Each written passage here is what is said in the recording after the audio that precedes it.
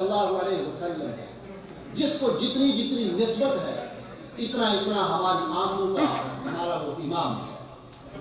ہم دنیا میں ان لوگوں کے نام عزت سے لیتے ہیں جو نبی کریم صلی اللہ علیہ وسلم کی نسبتوں کا احترام کرنے والے ہیں، اس لیے کہ ہمارے ہاں عزت کا ایک ہی معیار ہے کہ جو نبی صلی اللہ علیہ وسلم کا غلام ہو، جس کے دل میں عشق مصطفیٰ ہو، جس کی زبان سے نبی کریم صلی اللہ علیہ وسلم کی نعت جاری ہوتی ہو، جس کے قلم سے نعتیں لکھی آتی ہوں،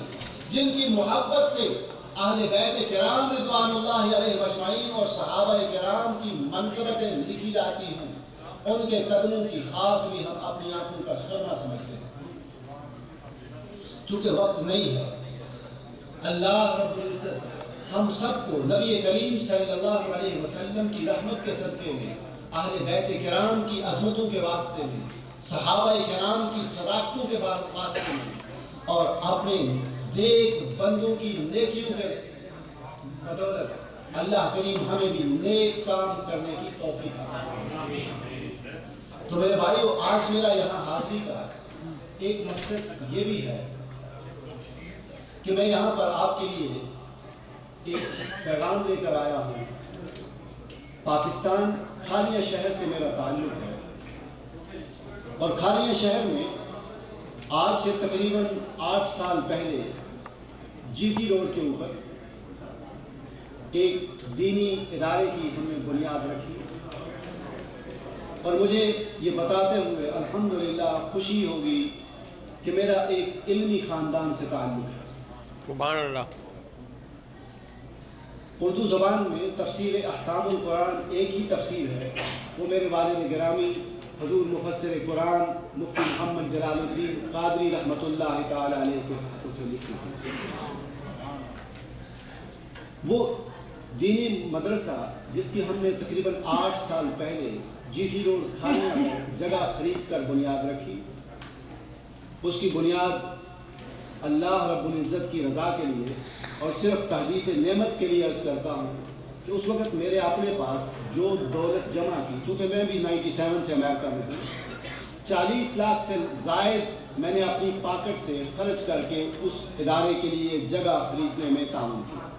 سبحان اللہ۔ آج الحمدللہ وہاں ایک بہت بڑی بلڈنگ جس میں تقریباً 40 کے قریب کمرے بن چکے ہیں،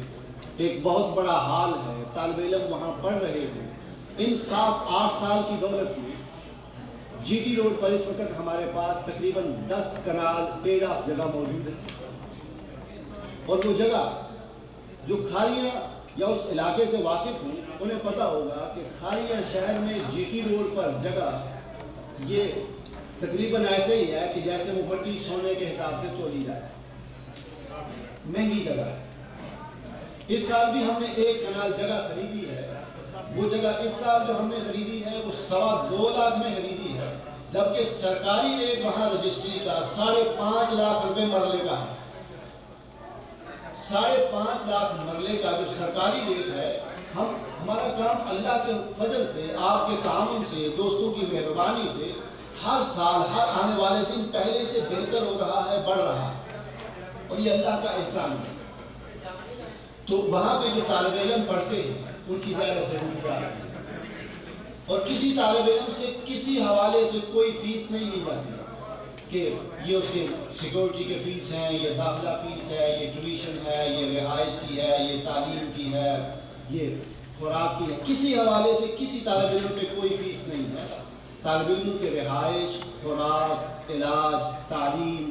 ان کے سفر کے اخراجات، بلکہ انہیں ماہانہ وظیفہ یہ بھی دیا جاتا ہے، سال میں 2 دفعہ انہیں کپڑے دیے جاتے ہیں، اور طالب علموں کو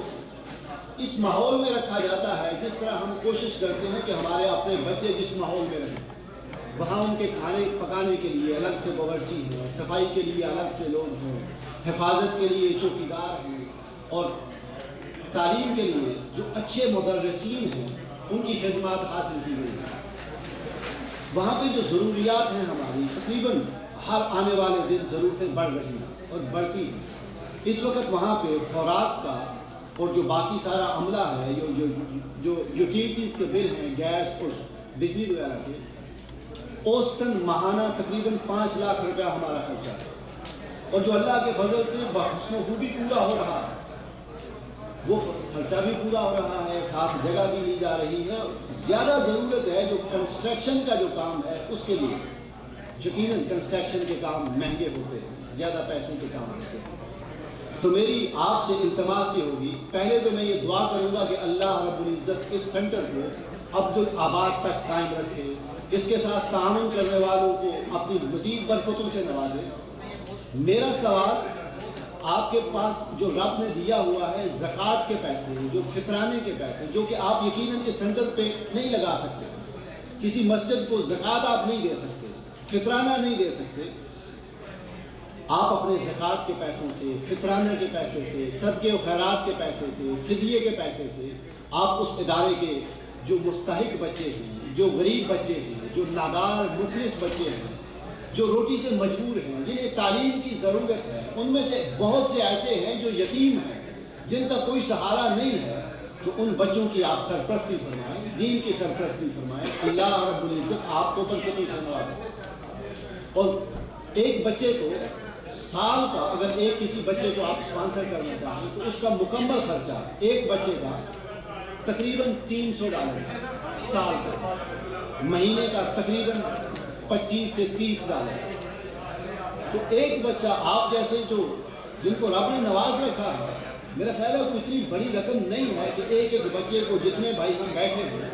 ان بچوں کو سنبھال لیں۔ باقی ہمیں مزید کمرے بنانے کی ضرورت ہے، کمروں میں ایک کمرہ بنانے کے لیے اوسطاً $1700 کا خرچہ ہے، آپ کمرے بنا سکتے ہیں۔ پہلے ایک ہال بنا ہوا ہے، ابھی اس سال ضرورت ہے، ہم نے وہاں پہ بجلی کا کام کروانا ہے، پنکھے نہیں ہیں، پچھلا پورا سال بغیر پنکھوں کے بچوں نے بیٹھ کر وہاں پڑھا ہے، گرمی کی شدت ہے۔ ہماری یہ جو ضرورتیں ہیں، ان ضرورتوں کے لیے میں آپ سے چاہوں گا، اور میں ویسے تھکا ہوں، آپ سے آپ یہ آگے ہیں مولانا صاحب، آپ آئیں اور پلیز اس حوالے سے جو آپ میرے ساتھ تعاون کر سکتے آپ تشریف لائیں۔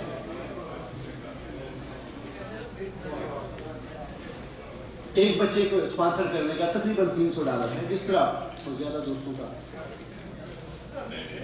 صاحب بات تو بہتر تھا میرے سے، میں تو 2 دن کے بعد پھر کھڑا ہوں ان کے سامنے۔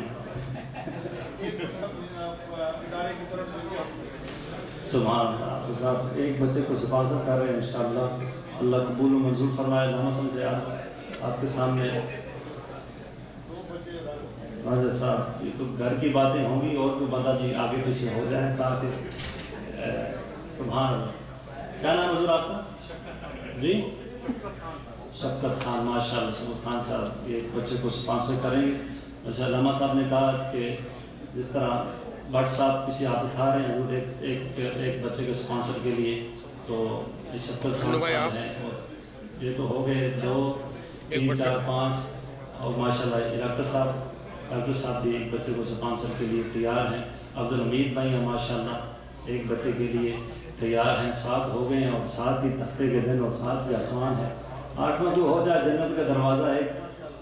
تاکہ 8 پورے ہو جائیں، پھر کام آسانی ہو جائے۔ پھر پرسوں میں ساری نسبتیں لے کے آؤں گا، اور بھی انشاءاللہ فکر ہے، وہ 8 تک نہیں، وہ کام اوپر جانا ہے انشاءاللہ۔ جی جی جی، تو جیسے حافظ صاحب نے کہا کہ ذر فطرہ صاحب نے نکالنا ہی ہے، اس کے مسائل میں جمعہ کو بتانے ہیں، نکالنا ہی ہے، زکوٰۃ بھی آپ نے دینی ہی ہے، تو اس پیسوں سے، کیونکہ مسجد جو ہے نا، مسجد کو آپ زکوٰۃ نہیں دے سکتے، شرعی مسئلہ یہ ہے۔ زکوٰۃ ہوتی ہے مال کا میل، جس طرح آپ ہوتے ہیں نا، تو میل تو جاتی ہے، تو کیا ہوتا ہے، وہ آپ ساتھ لے کے وہ تو چلی گئی، آپ اپنے ساتھ ہاتھ کلین کر کے اپنے ساتھ واپس آتے ہیں، خوش ہوتے ہیں میرے ہاتھ صاف ہو گئے ہیں۔ تو مال کا میل ہوتا ہے، تو جب زکوٰۃ ادا کی جاتی ہے تو میل اس کا اتر جاتا ہے، تو وہ جو میل ہے وہ آپ اللہ کے گھر میں، یہ صاف جگہ ہے، کلین جگہ، یہاں نہیں دے سکتے، ٹھیک ہے۔ اب وہ غربا لوگ ہیں جن کا وہ حق ہے، اور یہ قرآن کا رول ہے، اسلام کا رول ہے، نبی صلی اللہ علیہ وسلم نے بتایا ہے، تو ان کا حصہ ہے، جو مسکین ہو، جو فقیر ہو، شرعی فقیر ہو، اس کو وہ مال دیا جا سکتا ہے۔ تو اس سلسلے میں آپ بعد میں یہاں پر رنجر صاحب سے بھی حافظ صاحب ہوں گے، اگر بھی نہیں تو بعد میں ان سے رابطہ کر سکتے ہیں، تاکہ کچھ اور ساتھی بھی ہو جائیں انشاءاللہ۔ تو زکوٰۃ آپ نے نکالنی ہے، تو اس کا یا فطرہ کچھ بھی ہو گھر کا ملا کے تاکہ جو ہے وہاں پہ جو کام ہو رہا ہے اللہ رب العزت اس کو بھی الحمدللہ پایا تکمیل تک پہنچائے، اور قبلہ حافظ صاحب کو جو لوگ بھی اس کو کر رہے ہیں ان کو آقا کریم رؤوف الرحیم صلی اللہ علیہ وسلم وسیلہ جلیلہ سے ان کو دین و دنیا کی بلائیاں نصیب فرمائے۔ دین کا کام مختلف جگہ پر ہوتے ہیں، یہاں پر بھی آپ کے تعاون سے ہم نے شروع کیا ہے، اور پھر انشاءاللہ آپ کے سامنے فرائیڈے کو پھر ہم کھڑے ہو کے آپ کے سامنے کہیں گے مسجد کے لیے کچھ دیں، 8-9 سال سے دے رہے ہیں، 1 سال اور ایڈ کر دیں تو عشرہ مبشرہ کے 10 سال پورے ہو جائیں گے انشاءاللہ۔ پھر 11ویں والے سے 11 ہو جائے گے تو 12ویں بخیر 12، تو 14 سجدے ہیں، اولیا روح بسم اللہ کے ہیں، پھر 63، پھر 99 چلتی رن ہے قیامت تک انشاءاللہ۔ آپ آئیں گے فیض پائیں گے انشاءاللہ۔ شاہ مرداں شیر یزداں قوت پروردگار، لا فتح الا علی لا سیف الا ذوالفقار۔ تو آخر میں پھر میں علامہ صاحب کو کروں گا کہ ایصال ثواب کے لیے مولا تعالیٰ کی بارگاہ میں اصول ثواب کے لیے ایک بچے کو میں بھی اسپانسر کروں گا، لیکن ابھی متقف ہوں، پیسوں کا پھر بعد میں ان سے رابطہ کر کے دیدی۔ دیکھیں مسجد ہے نا، آپ اس کو بات کیا ہے، 27 لوگ یہاں معتکف ہیں، اعتکاف کر رہے ہیں، میں بھی ان میں سے 27۔ اب صلاۃ التسبیح دن کو ہوتی ہے، صلاۃ التسبیح رات کو ہوتی ہے، ہر بندہ ایوری